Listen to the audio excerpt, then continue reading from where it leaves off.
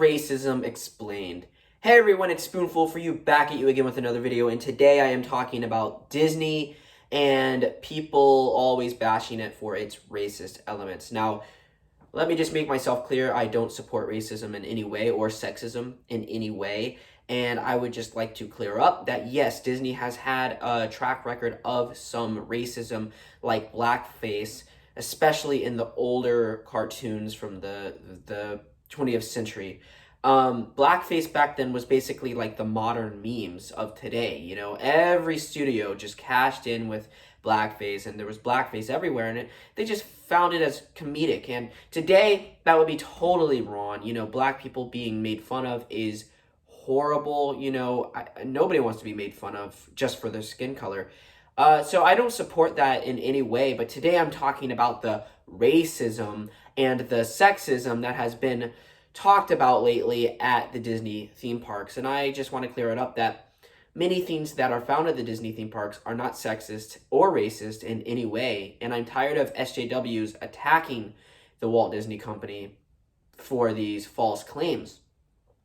The big thing I would like to talk about first is Peter Pan's flight. I know, Splash Mountain, we will get there eventually, but right now I would just like to talk about Peter Pan's flight. Now, Peter Pan, of course, has the controversial Indians scene.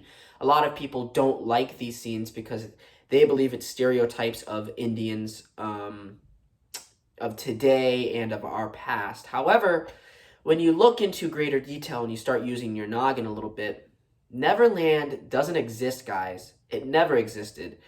Never once has Neverland existed. It's a fantasy world, an environment above the clouds, created to spread joy and wonder, but also fantasy elements. It's full of mermaids and pirates and tons of things. I mean, children don't grow up in Neverland. So the Indians are made out of fantasy. They're not reality.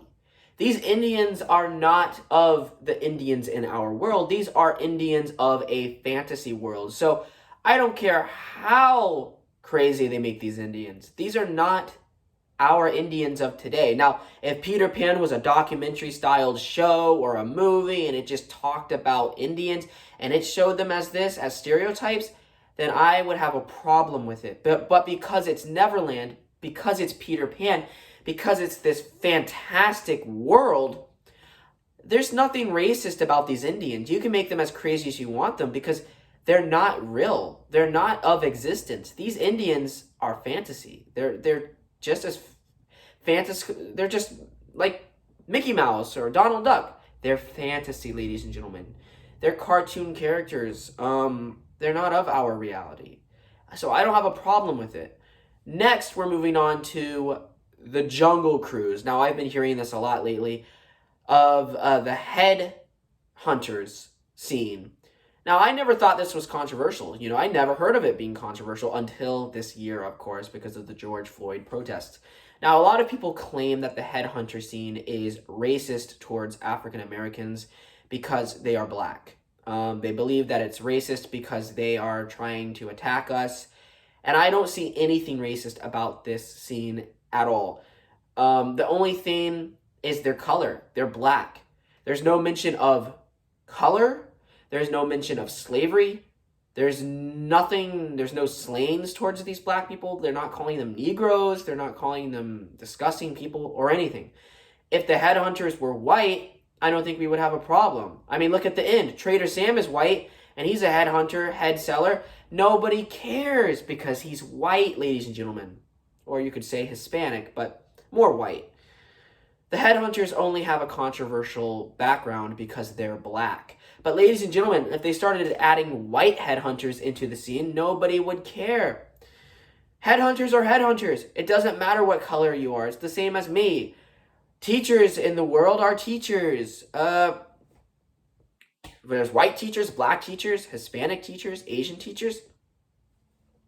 Imagine if they remove the headhunters because of the color. You know, that's more stupid than SJWs falsely claiming racism, in my personal opinion. I think it's really stupid, guys. I mean, headhunters are headhunters. They speak like that because they don't have education. It doesn't matter what color you are. If I was out in the woods right now in a tribe of people, I would not know English. I would have my own language. We would be walking on all fours or doing dances in the woods. It doesn't mean I'm black, or it doesn't mean I'm making fun of black people. That's just how people are out there in the world. They just happen to be black, you know? And I don't understand why people get so upset at this, ladies and gentlemen. The next thing is Pirates of the Caribbean.